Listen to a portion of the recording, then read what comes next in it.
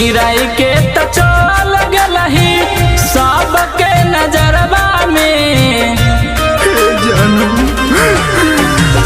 गिराई के त चल गलही सबके नजरवा में। गिराई के त चल गलही सबके नजरवा में।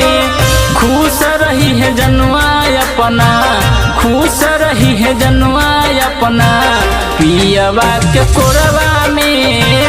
खुश रही है जनुआ अपना पियवा के कोरवा में। खुश रही है जनुआ अपन।